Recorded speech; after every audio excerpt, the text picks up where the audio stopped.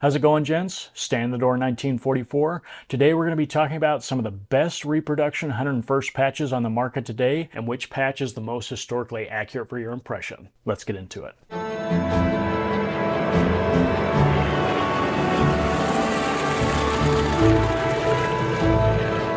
In addition to discussing the details of the different types of the 101st patches we produce at standinthedoor1944.com, we're also going to be talking about which patches are the most commonly seen in each regiment of the 101st so that you can pick the patch that is most historically accurate for the unit that you're wanting to represent. So patches are one aspect of World War II reenacting that are often overlooked. Guys will go out of their way and spend hundreds, if not thousands of dollars getting the most historically accurate uniforms, equipment, and weapons, and then they'll go and spend an hour or two of their own time otter waxing their Normandy M42s, only to go out and slap a $10 bargain bin 101st patch on their uniform and call it good. Now don't get me wrong, I totally understand wanting to save money where you can, but when it comes down to such a cornerstone of your impression, such as your unit insignia, I don't think that that's really a place where you want to cut a corner. You have to remember that these patches were very important to their original owners. To borrow a line from the 1949 film Battleground, "A screaming eagle. Boy, they know who you are when you walk down the street with that on your sleeve." That's why I really wanted to do a deep dive on these patches in order to make some of the best reproductions that have ever been produced. In order to accomplish that, this project has taken 3 years, 6 different embroiderers, and no less than 32 revisions on each type to get the patches that you see in front of me today. First off, this project would not have been possible without my good friend Mark Bando. For those that don't know, Mark has done more to preserve the history of the 101st Airborne in World War II than probably anyone else alive. He's interviewed more 101st vets than any other historian in the world, and so much of the information and the photographs that we take for granted today is all due to Mark's research and his dedication to our veterans. In addition to that, Mark literally wrote the book on the 17 different versions of the 101st patch in World War II. It was Mark who developed the type system that we use today to identify each of the different patches.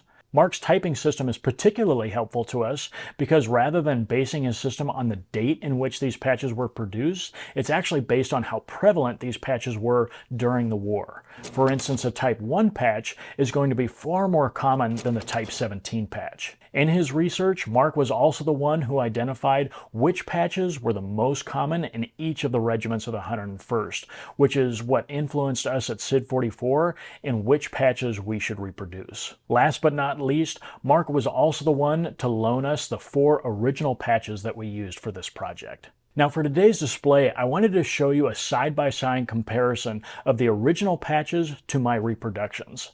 This is something that companies rarely show you because they don't really want you to see how different their patches are when compared to an original. As you can see, each original patch is flanked by 2 of my reproductions.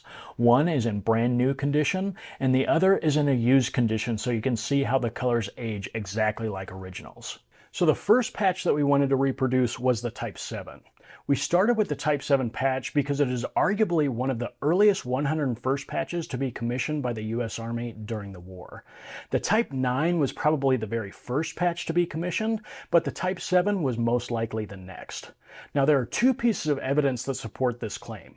First off is the Type 7 bears a striking resemblance to the original Army spec drawing that was sent to the textile mills for them to be embroidering their patches off of.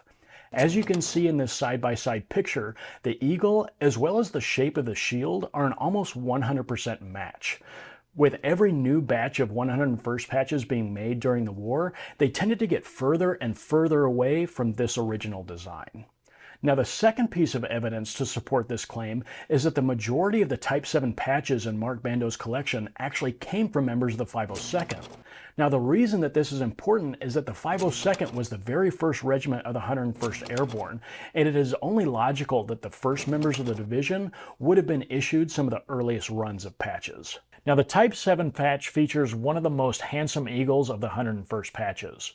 One of the reasons for this is that the stitching on the beak is a back and forth satin stitch which allows for exceptionally smooth curves and a sharp finish to the beak. Additionally, the Type 7 patch is one of the few 101st patches where the airborne tab and the shield were actually embroidered as one piece. This feature is unique because the tab of most 101st and 82nd Airborne patches were actually separate from the patch's shield. The second patch we reproduced was the Type 3. Like the Type 7, the Type 3 also features a factory attached tab. The Type 3 differs from the Type 7 most noticeably in the beak and the eye. As you can see, the beak does have a back and forth satin stitch, but it is surrounded by an embroidered edge, making the beak noticeably more blunt. Additionally, the eye on the Type 3 is one solid shape rather than having an individually defined pupil and eyebrow. The Type 3 patch was particularly common in the 501st Regiment, but it can also be found in the 506th Regiment as well. The next patch that we worked on was the Type 6. These patches were primarily identified by the unique star shape of the eye as well as the blunted beak. Another noticeable feature is that most of the Type 6 patches were actually embroidered with a white tongue as opposed to a red tongue seen on almost all other 101st patches.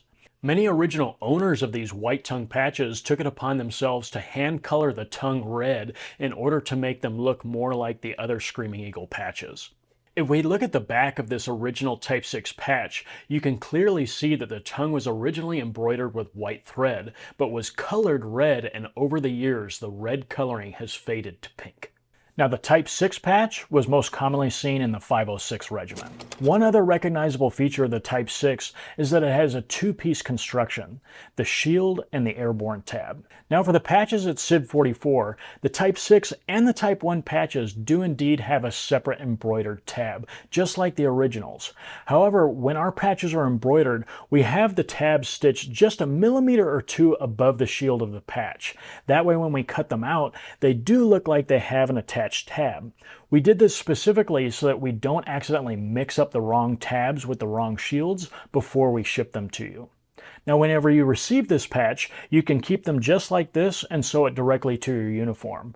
Or you can take a sharp pair of scissors or a knife and separate the pieces just like the originals. The last 101st patch we made was the Type 1. Now, the Type 1 is named thus because it is the most common 101st patch seen during the war.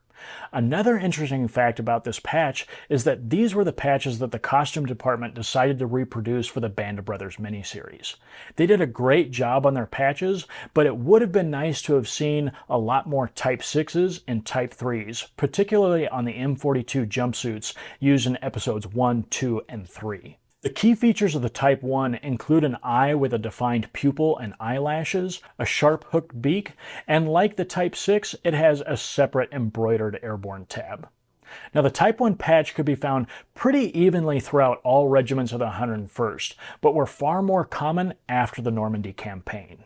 Now, to clarify, all versions of the 101st patches that we reproduce can be found in every regiment of the 101st, so no matter which patch you choose, it will be historically accurate. And it will be a far better representation than pretty much any other patches being made today. However, in Mark Bando's extensive research, it is clear that some patches were more common in certain regiments, as well as at certain times in the war, which is why my buyer's guide for customers ordering patches for multiple uniforms is to order a Type 3, a Type 6, or a Type 7 based on what regiment you're representing with your Normandy M42s, as well as any wool uniforms. Then if you want a different patch for your M43s, you can pick up a Type 1 patch. The patches that we make at Standard Order 1944 are not only an excellent replica of the artwork of each of the individual types, but they are also embroidered with 100% natural fibers, just like the originals. Additionally, each of our patches is actually embroidered on original fabric. Our patches are so close to their original counterparts that we feel obligated as a company to actually stamp our name on the back of each patch to ensure that they cannot be sold as originals. When you purchase one of our patches, you'll notice that there's a small number embroidered off to one side. This is simply there to identify the specific type of patch for whenever we're shipping your order. When you receive your patch, all you have to do is cut off this number with a pair of scissors, and you're ready to sew this patch directly on your uniform. If you liked today's video, don't forget to like and subscribe to the channel. If you want to pick up some of our patches or our gear, be sure and check out our website at standonthedoor1944.com. Have a great day, and be sure and live free, because your freedom was bought at a price.